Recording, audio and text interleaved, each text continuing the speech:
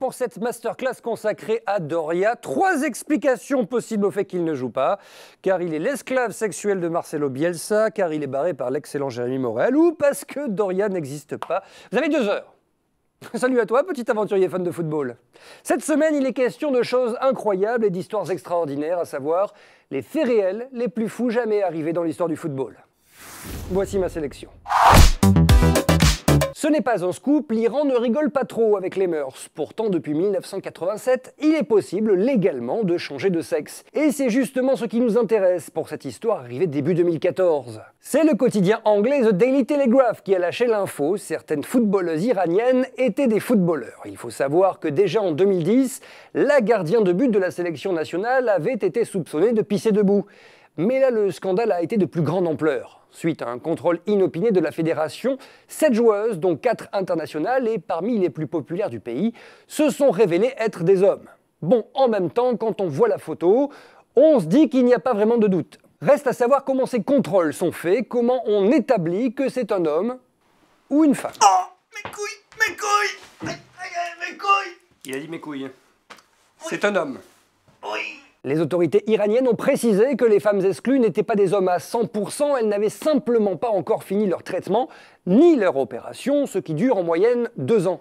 Les joueuses sont simplement suspendues le temps de finir leur changement de genre. En clair, vous reviendrez jouer avec les femmes quand vous serez vraiment des femmes.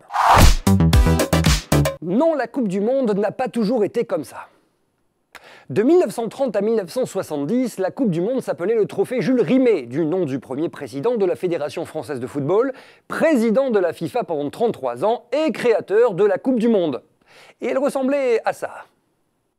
Et ce trophée, il en a connu des péripéties. 4 mois avant la Coupe du Monde 1966 qui se déroulait en Angleterre, la coupe était exposée au Westminster Central Hall de Londres. Problème, le 20 mars, la coupe était volée par un certain Edward Bletchers, petit escroc notoire. Scandale au pays du football, Scotland Yard enquête sur le vol, tandis que pendant ce temps, la Fédé se rend chez George Bird, un orfèvre célèbre, pour faire une réplique exacte du trophée le plus convoité du monde du foot, et essayer de limiter les dégâts. Sauf qu'une semaine après le vol, le trophée Jules Rimet est retrouvé dans un parc, enveloppé dans du papier journal. C'est David Corbett qui a retrouvé le trophée.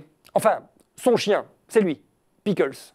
Un chien providentiel, oui, devenu star dans tout le pays, oui, mais quand même assez con pour s'étrangler avec sa laisse l'année suivante en poursuivant un chat errant. Bref, tout rentre dans l'ordre, le voleur est copant de 2 ans de prison ferme, et la Coupe du Monde étant retrouvée. Sauf que, en 1970, le Brésil gagne la compétition et le droit de garder le trophée Jules Rimet au siège de la Fédé brésilienne. Mais en 1983, 4 hommes armés s'en emparent. Tu m'étonnes, le truc était coté à plus de 30 000 €, et les hommes sont par la suite arrêtés et emprisonnés.